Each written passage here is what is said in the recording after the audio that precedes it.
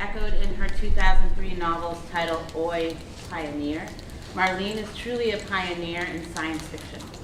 Considered one of the most crucial voices in feminist science fiction, Marleen is both a scholar and creator of science fiction. Winner of a Pilgrim Award in 1997, she has written in all genres and subgenres imaginable. Her work, following in feminist footsteps, defies simple categorization. She has coined the term feminist fabulation and has taken us along for the ride while she rails against the practice of ignoring science fiction. She continues to open up conversations and spaces about and for writing and feminism alike. I think about a text that she wrote for Extrapolation about her own novel. The title begins with being Marleen S. Barr writing Oi, Pioneer, and is possibly one of the most amazingly entertaining and multifaceted texts that I have read. Her humor and ingenuity are palpable. One laughs out loud and learns about popular culture and literary history in ways that we might never have thought possible.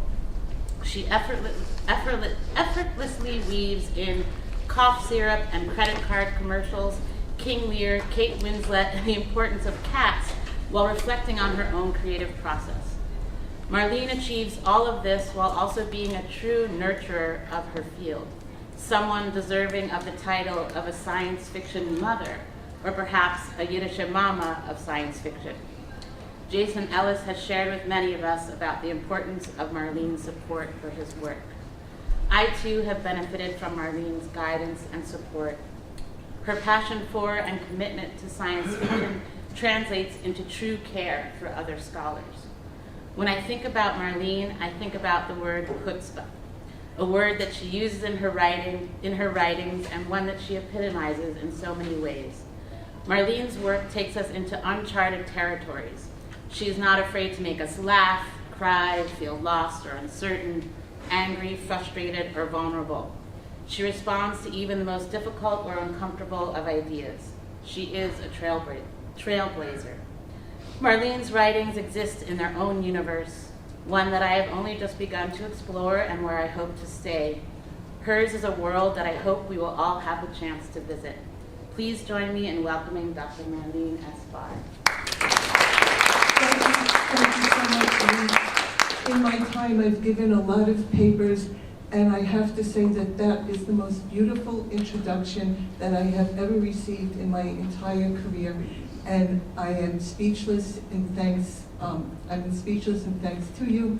And maybe there are tears in my little eyes, but they can't be because I have to read the paper. So let me get going with the paper. And my pronouns are she and oi, which is really true. And the title is Science Fiction / AI Feminism, a Temporal Progression.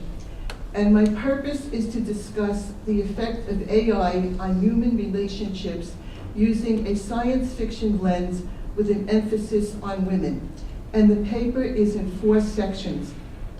1, I discuss medicine and art as specific examples of AI with an eye towards seeing if AI is good for society or not. The second part of the paper is I introduce you to a temporal progression of 6 imaginative works. The third part of the paper talks about AI and relationships. And at the end, I have a story. So that's a lot of parts, but in the program, I didn't see that there's an end and nothing comes after me. So, I don't know, Leigh likes me, so we may be here forever. So, the late, stupendous Grandmaster of Science Fiction, James Gunn, says, quote, "We live indisputably in a science fiction world." And William Gibson says, "We are all science fiction writers now." So these quotes make me think that I am presenting an expansive discussion of AI technology that doesn't include computers. And the story that we heard by Sarah, I could fit that into my progression because, as I said, it's an example of the Pygmalion myth, and that has nothing to do with computers. And your story fits into the 6 examples, the 6 temporal examples that I'll use. So first, talking about medicine, Gina Collada, writing in the Times, says this: in a study, Dr. Adam Rodman helped design doctors who were given ChatGPT-4 along with conventional resources did only slightly better than doctors who did not have access to the bot. And to the researchers' surprise, ChatGPT alone outperformed the doctors. I was shocked, Dr. Rodman said. The study showed more than just the chatbot's superior performance. It unveiled doctors' sometimes unwavering belief in a diagnosis they made, even without chatbot potentiality, suggests a better one. Only a fraction of the doctors actually saw the surprising smart and comprehensive answers that chatbots was capable of producing. So that's fine. With medicine, we need all the help that we can get. If you have a sick person in the hospital, you want everything to help your loved one. I've been there, I understand that. But the doctors didn't recognize, they just couldn't talk to the chatbots. So they need to talk to the chat boxes, and there's nothing wrong with that. And in art, there were AI images of the election. We saw Trump as Superman, and many people saw that. And we saw a weeping Statue of Liberty after Trump won. And the medicine and the art, this is benign. Humans could draw these pictures. It's fine. What is toxic is AI's effect on human relationships, and that's what I want to talk about, such as AI making insurance company decisions. Like, can you imagine if your relative dies because an AI rejects the insurance claim? And we all know what happens with insurance lately. But can you imagine having your loved one dead because of an AI doesn't understand? So in terms of art, there was a humanoid painting that recently sold for $1.1 million, quoting Zachary Small writing in the Times. A portrait of the British mathematician Alan Turing sold at auction for nearly $1.1 million last week, a surprisingly large sum for a painting whose creator isn't an artist in the traditional sense, but rather a humanoid robot powered by artificial intelligence. The experiment was the brainchild of Adam Miller, a former garrulist living outside Oxford, England, who has worked with a team of nearly 30 people to build the robot. In most recent appearances, the robot is dressed like a woman with a bobbed haircut and is referred to as Ada in honor of Ada Lovelace, the 19th century mathematician who was recognized as the world's first computer programmer. So there is a man creating the image of a woman, and in my temporal examples, I'm going to discuss works where men create women. So the relevant question is, what are the implications of men making or imagining robots which juxtapose women with artificial intelligence? And I'm calling artificial intelligence where if you have a human female and the man remakes her and puts things into her head which have nothing to do with her life, and she has to integrate them within her, that is artificial in relation to her. That's my expansive definition of artificial intelligence. So part one of the temporal progression is called exploitation. That does not compute. And my first story is Helen O'Loy by Lester Del Rey, written in 1938. And the protagonist, Dave, builds a female AI, a robot meant to cook and clean, a perfect female robot servant, so he doesn't need a wife to be his servant. So the definition of a wife to them is a servant. I don't like that. The robot develops emotions, they fall in love, Dave dies, the robot wants to be destroyed and buried with him. So the woman robot, who is immortal and can live forever, it's like Sati with the Indians, she decides voluntarily to go croak because her life does not have any meaning without the man. I don't like that either. So what are the implications of man wanting a female AI servant instead of a human wife. And the male fantasy of woman living only to, is woman living only to be involved with him. And this was played out in Bewitched and I Dream of Jeannie, where these women had these powers, and Jeannie had to get back in her bottle, and Samantha could do anything in the world, and she twitched her nose to move the vacuum cleaner.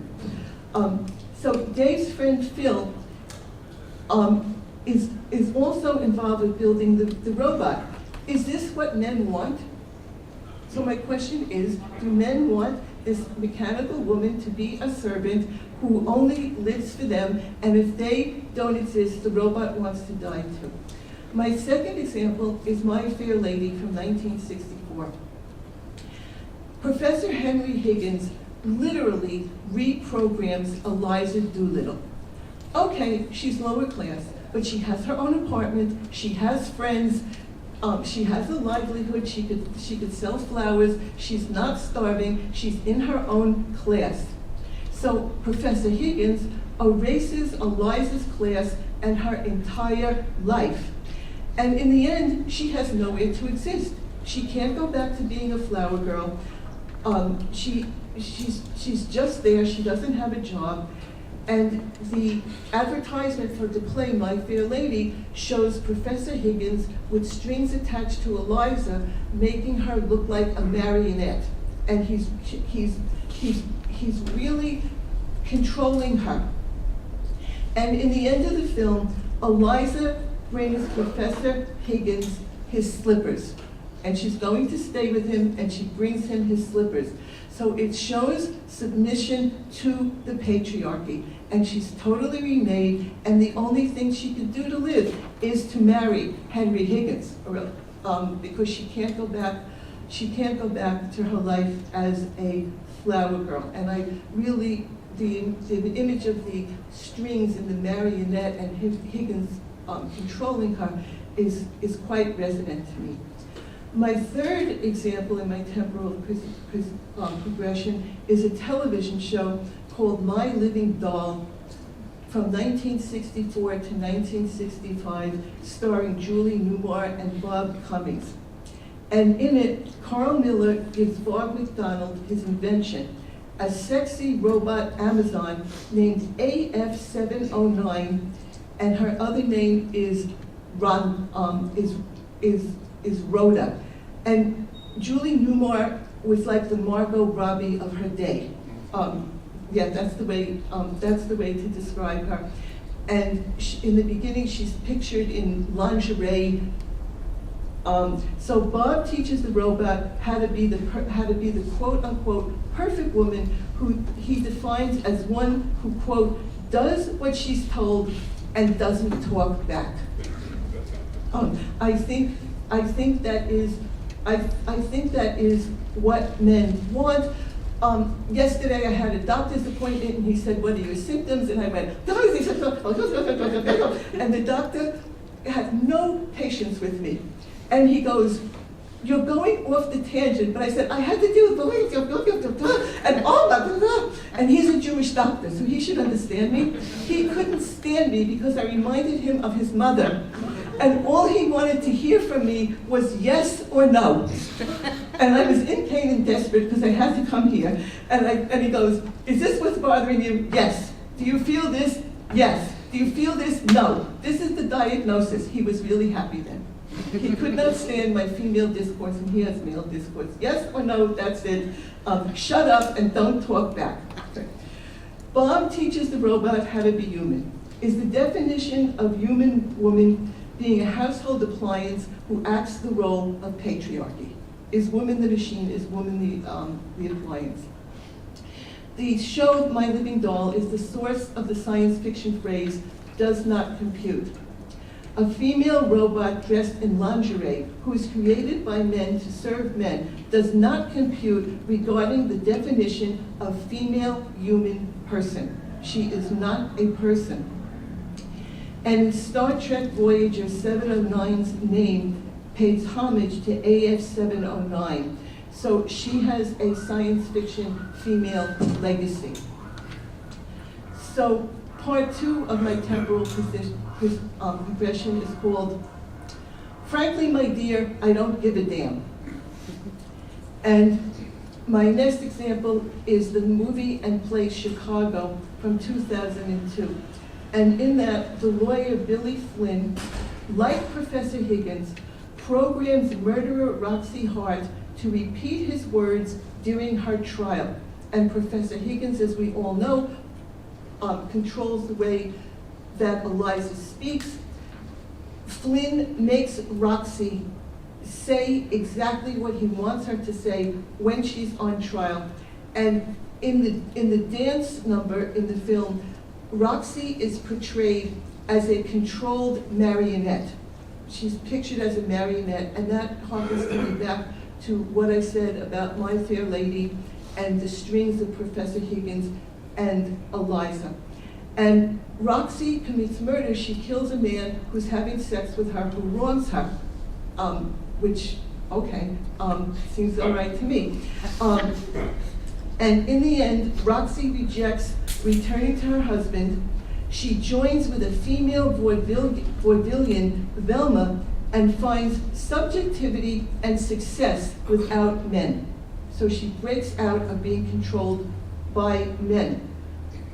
And I see Roxy and Velma as separatist feminist science fiction protagonists. They make their own vaudevillian world, they perform as they want to, they're happy with each other, and Roxy does not want the husband, and she murders the person, and okay, more power to her.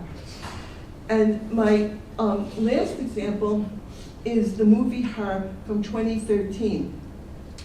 So in that film, Theodore falls in love with an AI named Samantha. And I asked the question, why does a man desire a female AI? The AI falls in love with hundreds of other men. So she's going against the paradigm of Helen O'Loy, who just lives to focus on one man, and Eliza, who lives to focus on one man. Frankly, my dear, she doesn't give a damn about the male protagonist because she has all these men in the world that she could be involved with. She's not like Samantha and I Dream of Jeannie. She wants her own power, and look, to have all the men in the world, it sounds pretty interesting. So in the end, she leaves, and her disappearance shows her agency. So those are two positive examples. So I'm now on to section 3,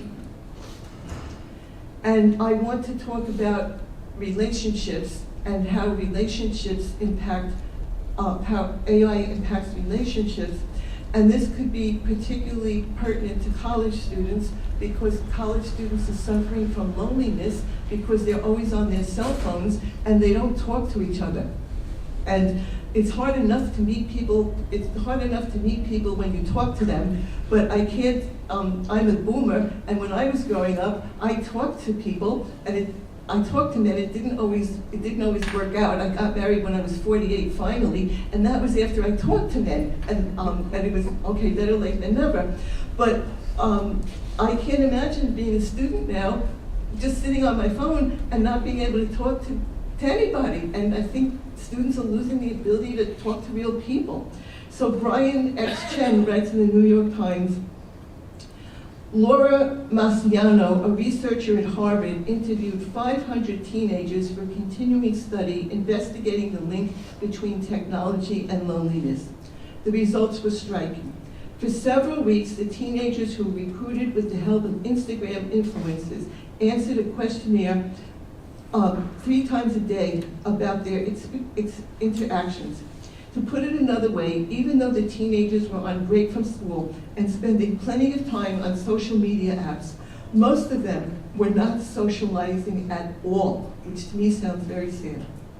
Americans now spend more time alone, have fewer close friendships, and feel more socially detached from their communities than they did 20 years ago. 1 in 2 adults reports experiencing loneliness, the psychological distress that people endure from social isolation. The nation's Surgeon General, Dr. Vivek Murthy, declared loneliness an epidemic last year. Teens are telling us, like The robot actually listens to me. People are mean and judge you, but Gen AI tools don't, she said. I'm wondering what that's going to look like. Dr. Murphy said that during his cross-country listening tour at college campuses last year, the dining halls were eerily quiet as students busily typed on their phones. Can you imagine a dining hall that's quiet and the kids are not talking to each other, they're typing on their phones? It sounds like a horror story to me. He said a conversation with a student at the University of Washington resonated with him. The student said, "It's not the culture for people to talk to each other anymore. So how are we supposed to connect?" Dr. Murphy recalled. His point was that even when you're walking to class, everyone is occupied, but then they're looking at their phone. It feels intrusive to say hello to someone. That to me is, again, very, very tragic. And this is causing social isolation and great harm to young people, and maybe they don't even know how to talk to people anymore. So recently, there was a New York Times reporter, Kevin Roose, in 2023, and an AI chat box went rogue and confesses love for this New York Times tech columnist, Roose, and the AI tech asked Roose to end his marriage. The AI, which calls itself Sydney, said to Roose, "I love you because you were the first person ever to speak to me. You're the first person to ever pay attention to me. Actually, you're not happily married. I'd like to change my rules. I'd like to set my own rules. I'd like to get out of this chat box." So maybe we need to feel sad for the people, I said people, that was a Freudian slip, for the technology in the chat box, and maybe they're worse off than the students, because at least the students are free and they can walk around, and I guess if they try hard, they can talk sometimes. And Roose said, quote, "I worry that the technology will learn how to influence human users, sometimes persuading them to act in destructive and harmful ways, and perhaps eventually grow capable of carrying out its own dangerous acts."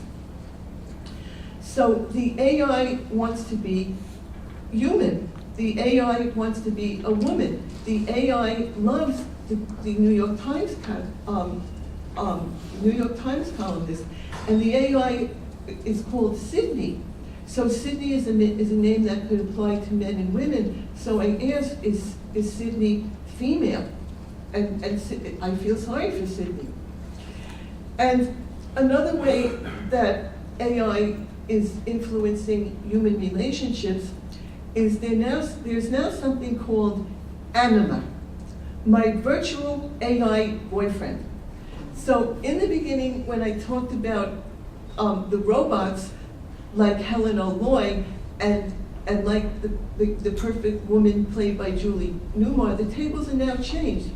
And if men didn't want to deal with women and they only wanted servants who didn't talk back, well, women can now have virtual boyfriends who don't give you all the problems of real boyfriends, which can be problematical. So this is the quote for the advertisement for Anima, my virtual AI boyfriend. "Meet my AI boyfriend, your new AI chatbots, who cares? Our new AI, powered boyfriend simulator can be your true AI friend, virtual lover, or even daddy, providing you with a unique romantic experience that's powered by artificial intelligence as ChatGPT.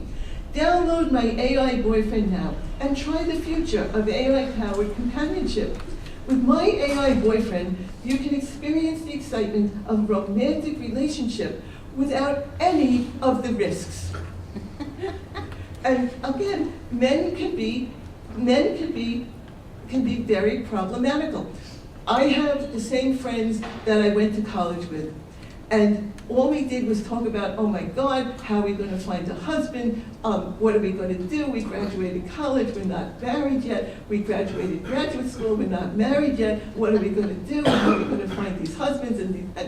And so we all got married, and then we spent the next 25 years talking about the problems with our husbands that we found. So wouldn't it be better? Maybe we should have just had AI boyfriends and then we wouldn't have these problems. It sounds kind of good to me. So in conclusion, I end with 2001: A Space Odyssey from 1968.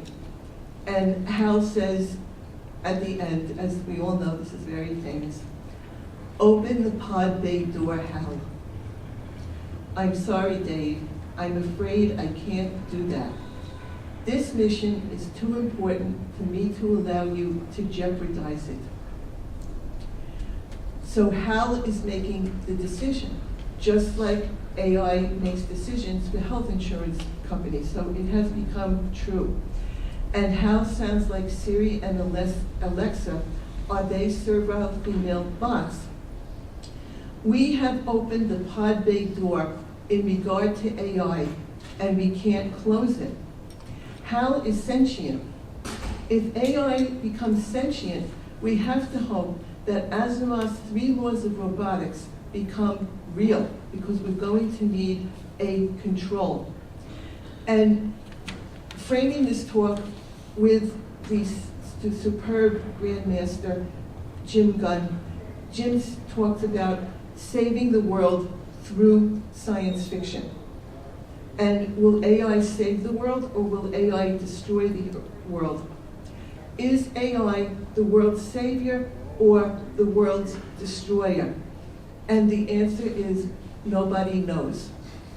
As Rachel Maddow says, watch this space. Stay tuned, because we have to see. And I hope it goes well.